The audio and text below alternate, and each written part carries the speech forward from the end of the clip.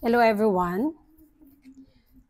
Today lang ito na-receive ko, June 17, kayo ng umaga. Naka-received ako ng letter via airmail, not email, airmail. Meta Platforms Inc., 1601 Willow Road, Menlo Park, California, 94025. Isa itong ang nakalagay kasi dito is, ayan no, important tax information enclosed. So about siya sa tax sa US Treaty, Department of the Treasury Internal Revenue Service. So tax siya, foreign persons US source income subject to withholding. So nakalagay dito 2024 pa po itong paper. 3 pages po siya. Now, hindi ko alam kung ano po ito.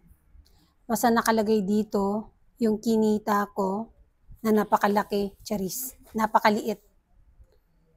Tapos, federal tax withheld, mga ganun.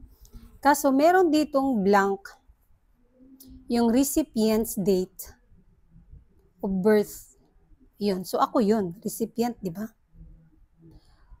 Meron siyang pipilapan. Naka-encounter na ba kayo nito? Meron ba kayo nitong na-receive? Wala akong idea. Dati kasi sa YouTube, makakatanggap ka sa Google AdSense. Pag nag-apply ka doon sa Google AdSense, may matatanggap ka yun, alam ko yun. Pero ito, di ko alam, ito ba isang report ng tax? Dahil di ba, kada sahod natin dito kay Meta ay may kaltas na ito kahit napakaliit ng sahod natin, kaya nga tayo nag-fill up ng tax information para may bawas kasi talaga kahit gaano pa kaliit ng sahod natin ay may deduction po ito sa tax. So nagbabayad po tayo ng tax. Pero ito lang, hindi ko alam. Ito daw for recipient. Tapos itong isa for recipient attached to any federal tax return your file. Di ba ito pwede sa online? Baka kailangan mag-fill up ulit ako ng tax, pero wala naman akong natanggap sa email. Ito lang, via airmail, ano pa nga ito 2024. Tapos nag-search ako, wala namang nakakasagot. Wala akong makitang sagot. Tapos nakalagay sa likuran, explanation of codes.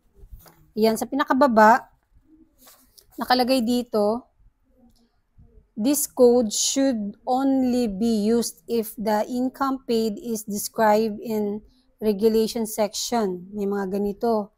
Tapos nandito yung mga code numbers. Nakalagay dito kung ano ibig sabihin ng mga codes. Types of incomes, kung saan tayo dito banda.